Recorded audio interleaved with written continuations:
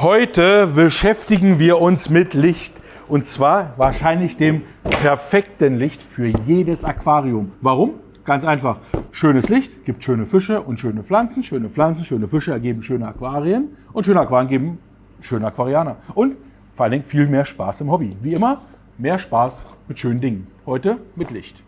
Heute habe ich mir extrem viele Notizen gemacht, weil ich habe vor ein paar Jahren schon mal gesungen, das ist die schönste Lampe der Welt. Jetzt haben wir sie wahrscheinlich wirklich in der Hand, nämlich die neue Chihiros Universal WRGB. Also packen wir das Ding doch direkt mal aus und nebenbei erzähle ich euch so ein paar coole Dinge.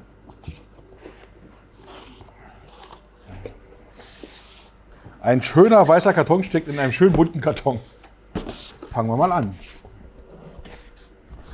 So, da ist sie drin. Schauen wir mal, was hier so alles drin ist. Also, wir haben auf jeden Fall schon mal Papers. Also schöne Beschreibung, wunderbar. Wir haben natürlich das Herzstück des Ganzen, nämlich diese wundervolle Lampe. Es gibt ein tolles Vorschaltgerät, ganz wichtig, German Edition, ein Stromkabel, ein paar Adapter und noch ein weißes geheimes Päckchen. Warum German Edition? Ist ganz einfach.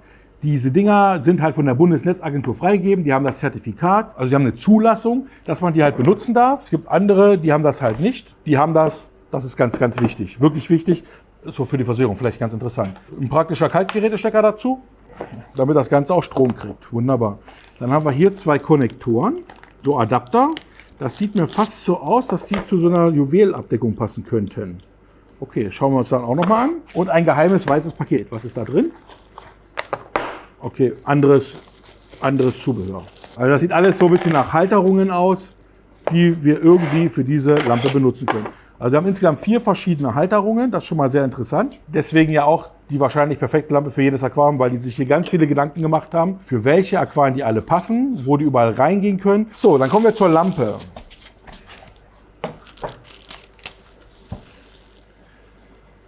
So, schön schlicht schwarz, das kennen wir schon.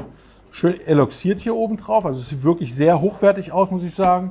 Ich weiß nicht, ob man das jetzt so in der Kamera irgendwie sehen kann, sieht aber wirklich, also ist wirklich toll. So ein schönes mattes Schwarz, wirkt wirklich sehr hochwertig. Die ganze Lampe ist eingegossen in einem Harz. Ich weiß nicht, ob man das hört, hört man das?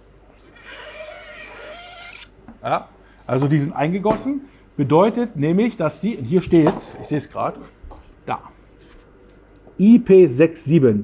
Staub- und wasserdicht.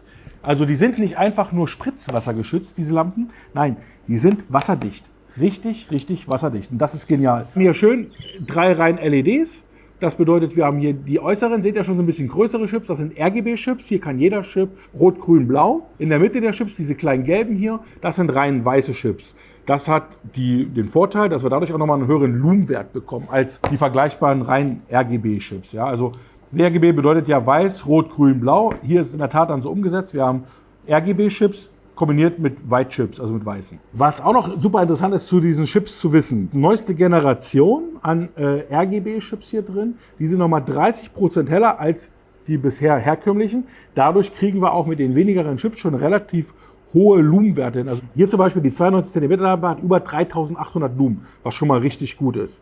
Und was auch noch ist, die Chips haben eine Haltbarkeit, du hast erstmal angegeben, von 40.000 Stunden, sind umgerechnet 5 Jahre, grob. Da wir das Aquarium aber immer nur 8 Stunden am Tag beleuchten, also praktisch 1/3, kommen wir so auf eine knappe Leuchtdauer von 15 Jahre.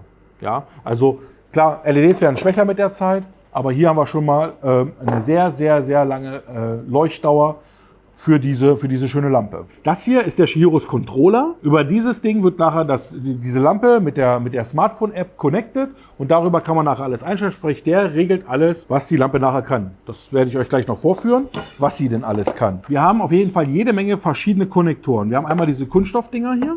Ja, die kann man einfach hier vorne gut aufstecken. Ja, dann sind die hier schön fest dran. Hier hinten ist dann die Aussparung für die mit dem Kabel. Und schon hast du halt einen schönen Auflagebalken für ein geschlossenes Aquarium zum Auflegen. Und hier kann man sogar einen Klappensatz mit einbringen. Möglich. Nummer 2 sind hier die Konnektoren zum Einschieben. Diese sind übrigens sehr, sehr, sehr interessant. Die haben 16 cm. Man kann die halt so 8 cm reinschieben. Dann hat man hier kleine Madenschrauben. Die kann ich hier festschrauben. Das heißt, ich habe hier nochmal so eine Auflage, wo die quasi aufliegen könnte, wenn die Lampe ein bisschen kleiner ist als eigentlich das Aquarium. Ich kann dann aber noch zusätzlich diese Bügel hier vorne einschieben, um die entweder nochmal ein Stück zu verlängern oder halt auch festzustellen. Also wenn die praktisch so eine Nut haben, wo ihr die Lampe einlegen könnt, kann man die da richtig drin fest verankern. Und, das kann ich leider jetzt noch nicht zeigen, weil ich nur dieses eine Modell aktuell habe. Das stimmt ja gar nicht. Ich habe doch noch eine. Da gucken wir gleich. Man kann die hier aneinander connecten. Und dann habe ich praktisch 2 Lampen und kann die doppelt so lang machen. Da es diese Lampe von 55 cm bis 1,40 Meter gibt, ist praktisch die Möglichkeit für eine 2,80 Meter Lampe, wo links und rechts ein Kabel rauskommt, komplett möglich. Es ist aber auch möglich, wohl 3 Lampen aneinander zu stellen. Dann kommt halt hier in der Mitte mal so ein Kabel raus. Aber man hat halt die Möglichkeit, dann wirklich dieses tolle Chiruslicht auf jedes Aquarium zu bringen. Finde ich ziemlich genial. Das Ganze ist auch wirklich, also schön fest. Ich habe jetzt nicht übel festgeballert, aber die sitzt gut. Also ich kann mir das gut vorstellen. Ich gucke gleich nach, ich habe noch eine zweite. Dann connecten wir die. Also wir haben hier die Löcher und ein kleines Drahtseil. Wir haben praktisch die Möglichkeit, diese Lampe hier so durchzufädeln. Auf der anderen Seite dann auch noch durch. Und dann kann ich die sogar als Aufhängung benutzen. Ja? Ich habe dann hier so kleine Konnektoren, wo ich die dann praktisch nochmal befestigen kann. So ganz, ganz mini kleine Dinger. Ja? Und dann kann ich die quasi sogar hängen lassen über dem Aquarium. Also das ist auf jeden Fall mal so zu den Halterungsmöglichkeiten alles. Jetzt möchte ich die euch natürlich auch einmal nochmal vorführen und einmal demonstrieren. Und dafür schließe ich die jetzt eben mal kurz an und dann schauen wir uns die Lampe alles mal in Ruhe in Funktion an. Ich habe jetzt das mal ganz schnell hier verkabelt. Relativ simpel. Man kann natürlich auch alles auseinanderbauen hier. Ich lasse es jetzt mal zusammen. Ich zeige es euch jetzt auch einmal ganz kurz. So, zack. Da habt ihr den Konnektor, das ist der Controller, einfach separat. Aber das will man ja gar nicht. Man will ja immer direkt alles steuerbar haben. So, dann connecten wir die mal und dann lasse ich die mal angehen und dann kann ich die mal so die einzelnen Farbmuster so ein bisschen abspielen und zeigen. Bam. Geht immer einmal direkt an, wenn sie das erste Mal gestartet ist. Dann leuchtet sie praktisch auf 100%. Man kann die Lampen in einzelnen Farben leicht übersteuern, das werde ich euch gleich mal ein bisschen zeigen. Also man kann da wirklich viel rumspielen, aber es gibt an sich erstmal ein schönes, weißes, neutrales Licht. Ja, man könnte das mal im T-Shirt ganz gut sehen, ist jetzt schön weiß. Und hat ab jetzt jede Möglichkeit, die Farben schön einzustellen. So wie man das von den ganzen Chirus-Lampen bisher gewohnt ist, funktioniert die auch wieder mit der MyChirus-App. Die kannst du halt wunderbar steuern, sprich, du kannst halt auch die einzelnen Farben ansteuern. Als Beispiel jetzt mal hier, wenn ich die anderen beiden ausmache, komplett auf Rot. Hä?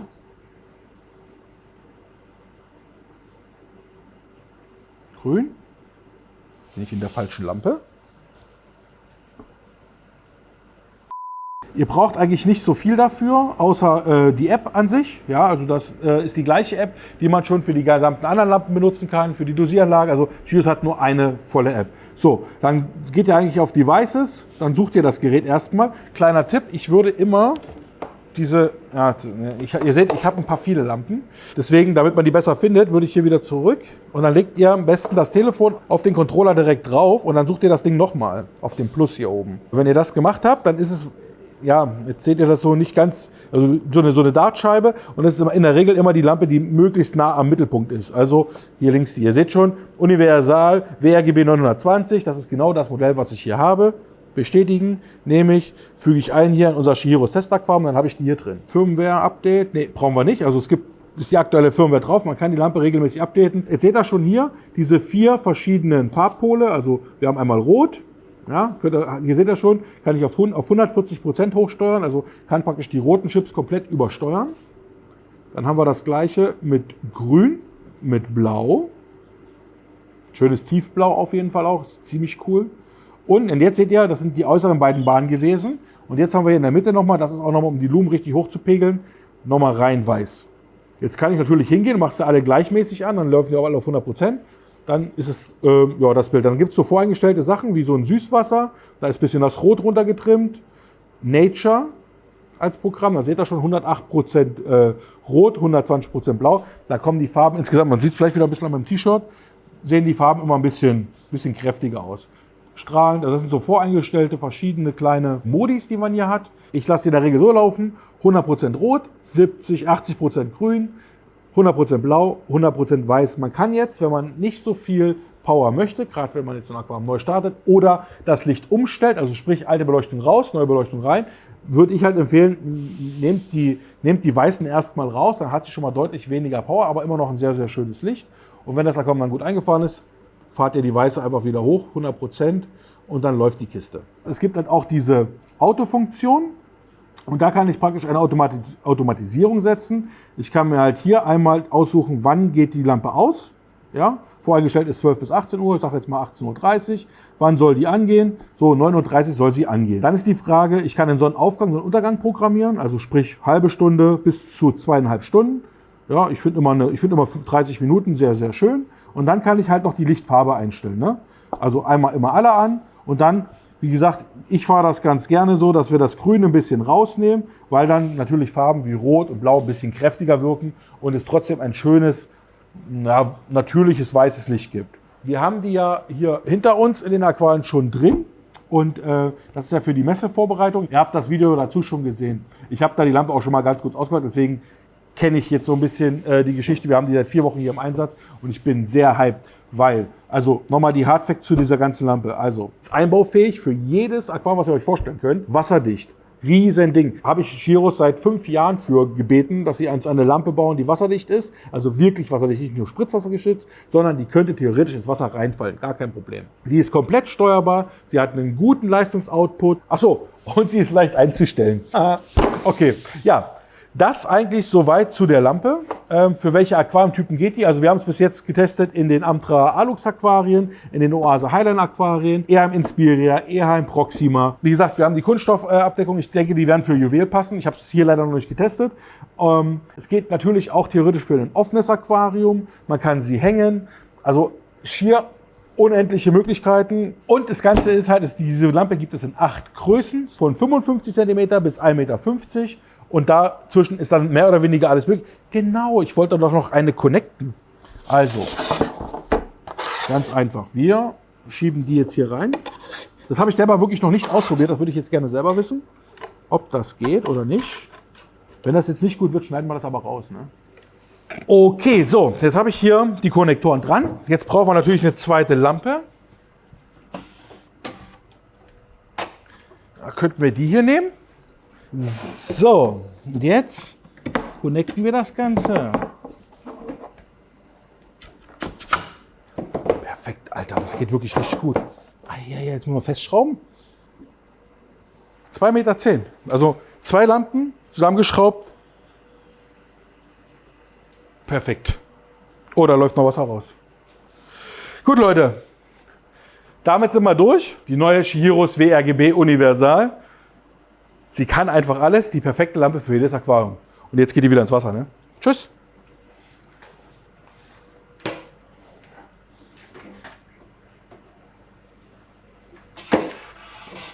Alle wichtigen Parameter wie immer auf zoobox.de.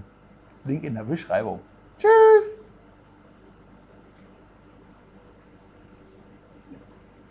Achso, ich soll gehen. Ja, Schluss. Schön.